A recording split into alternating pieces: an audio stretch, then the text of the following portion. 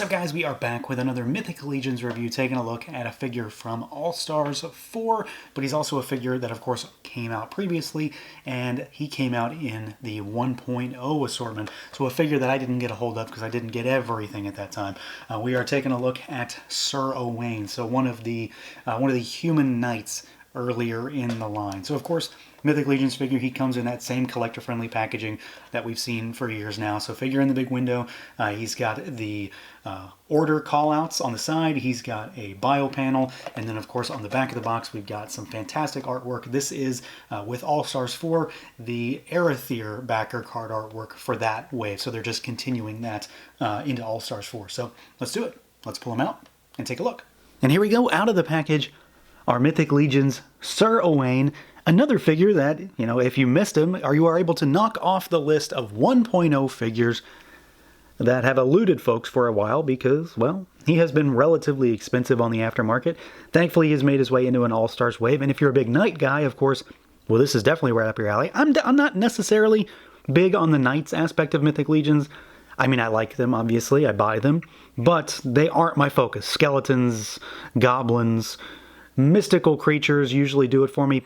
This is, of course, though, a very different kind of figure. So he is an Order of Aetheron character, so he is more along the lines of a normal knight, like what you would expect to think of a human in a suit of armor. And he's one of those kind of what you see is what you get figures too. So there's no extra head on this guy. We don't know what he looks like underneath this mask, but he's also one that could be used as a Legion builder, especially since, you know, Knight Legion builders 1.0 aren't exactly easy to come by. So a lot of applications for this guy. So let's see what he can do. See how he moves around. He's a 1.0 figure, so if you've got one, you know exactly what's going to happen here. Head can look up really good. He can look down a good bit. You do have a little bit of tilt side to side. You've got full rotation. You've got to watch, you know, the neck piece here. It's gonna get hit, but it's gonna be fine. Arms go out at the shoulders. They of course rotate all the way around. We've got our single jointed rotating elbow. You've got forearm rotation. You've got wrist rotation and hinge in there. 1.0 figure again, so he's got a single buck torso, so he goes backwards a little bit. He goes forwards a good bit. You do have some tilt side to side, and then of course that's also your rotation point. Legs will go out pretty much all the way, basically full splits, and then they'll kick forward. They kick all the way backwards too. You do have your thigh cut. We've got our single jointed rotating knee, and then you've got rotation down at the ankle. You've also got rocker.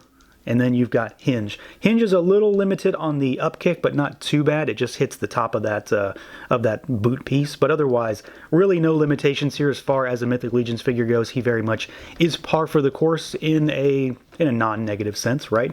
If you've messed with one, you know exactly what he's capable of. You should have really no issues getting him into some nice, solid poses. What I really like about this guy, though, is his aesthetics, the color scheme, and just the style of figure this is. So while I'm not a Knights guy when it comes to this line, you know, I'm not going to army build a mass amount of Knights, I do think he looks really good, and most of that comes down to this color scheme, because he has a pretty unique color scheme. He's not rocking parts that are rare or unique, really. I mean, he's got, you know, for example, the torso that we saw 20 times over in 1.0 and have seen a lot since then. This is the Mythic Legions armored torso, really. But it's this color scheme. It's this sort of non-metallic silver coupled with a slightly metallic gold and the black accents that make him stand out. So he's going to be one of those figures that you probably could Legion build him if you want. If you want to have a bunch of Knights, this is an easy way currently to get a bunch of Knights that just happen to be, you know, a little bit more gaudy than just a standard silver Knight. But he's also capable of being that one kind of standout character that can lead a bunch of troops, like alongside Sir Ignatius or Gideon among your Aetheron ranks. So there's a lot of possibilities for this guy, and I really think it all comes down to this color scheme. And I think it looks fantastic. It really is nice. And once you kind of notice the fact that, yeah, he does have all these little bits of paint that bring out detail, just to make him stand out from a lot of other Knight kind of characters, like all this gold. There's tons and tons of gold. Every bit of what you would consider like the inlaid detail on the armor is painted on this guy. So everything is touched. All of the detail on the torso, even the parts inside the elbow. You've got the girdle piece here fully painted. Tons of paint as far as that gold. And then all of those little black accents. The black is really what sells it for me. It gives him a little bit more depth, and it just makes some of that armor pop compared to others. He looks a little bit more plain on the legs because there really isn't any of that black down below. But otherwise, he's got all these hits of black that just make him, they just kind of clash with the silver. It's a darker color compared to all this sort of what would be lustrous metal. So I do think he looks fantastic, even for someone who's not all that into knights, really. I do think he looks really good. The head sculpt is, of course, one that we've seen a number of times before, kind of one of the standard knights, nothing too special here. But again, a lot of detail, a lot of paint work, and just, it goes without saying, tremendous sculpt. So more of that black, more of that gold, of course, and then the plume up top is done up with, it's removable as well, so you can take this off if you want. You've got the red with that sort of black wash inside to bring out all of that detail and just give him a little bit more flourish on the top. So he does look fantastic. It's not surprising, right? It's a great looking figure. Sculpt is tremendous. He doesn't really bring anything new to the table because he, of course, is an old figure using parts we've seen over and over and over again. But this combination with this particular color scheme, I think, is what makes him a very standout figure among other knight kind of characters.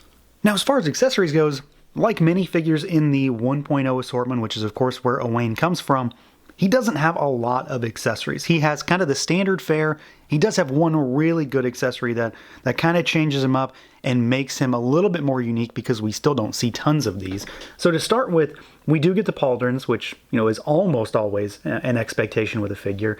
They are among the standard assortment from 1.0, but they carry his very signature color scheme. So that sort of not super shiny silver with the gold for the inlaid detail and then the black for these sort of fins that run the top. So they very much fit his color scheme, and that's one of the key things that, again, makes him so unique. So you've got that as an option. We've got a sword, black handle with some gold dry brushing on it to make it look a little worn and weathered. Silver blade, pretty standard stuff there. We do get one of the spears. So this is something that was pretty ubiquitous in 1.0. Tons and tons of figures have the spear. So just silver metallic paint on it. Nothing really special to speak of, but of course a very Mythic Legions accessory. And then we get the ever-present strap for this guy. But what's really exciting is that he gets a shield, and he has the Aetheron crest on it because, of course, that's the faction that he is from. These are not all that common. Shields aren't unheard of in the line. They do pop up pretty regularly, but to see them emblazoned with a faction sigil is not all that common. So I am pretty happy to get this. And then, of course, if you're somebody who wants to use him as like a generic knight builder, because he certainly is that, if you don't want to have him be a named figure, you can beef up your army with some pretty serious shields. So black field with the gold Aetheron crest, and then, of course, silver piping around the edge. It does have the handle, because it's a newer shield, so it has the handle. If it was a 1.0 version, it would have the clip. So he doesn't have a ton of stuff, but he has some pretty good stuff. I'm always happy to just get a sword and a spear. The shield, though, is really where it's at, and he does, again, have some really unique pauldrons thanks to his very unique color scheme. So yeah, overall, solid figure. Really, through and through, solid figure. And he can be used in a number of ways. I've said it enough. I'm not a huge knight guy when it comes to legions. Like, fully armored knights are not necessarily my focus, but he looks fantastic. And I really think it comes down to that color scheme with the gold and the black detail that accents this almost cloudy silver that he has. He comes with a decent, if not, small array of accessories, but that shield is fantastic. And if you want a legion build, this was a great opportunity to get just standard knights. He does have a little bit more ostentatious paint because of that gold, but he is still just a knight. In full armor, he can be a grunt soldier on your shelf, or he can be someone that leads your legion into battle on your display, depending on how you want to use this guy. So he does have a lot of applications. So that's going to do it for this look at the Mythic Legions All-Stars for Sir Owain. Let me know what you guys think. Feel free to like, comment, subscribe, and share, and until next time.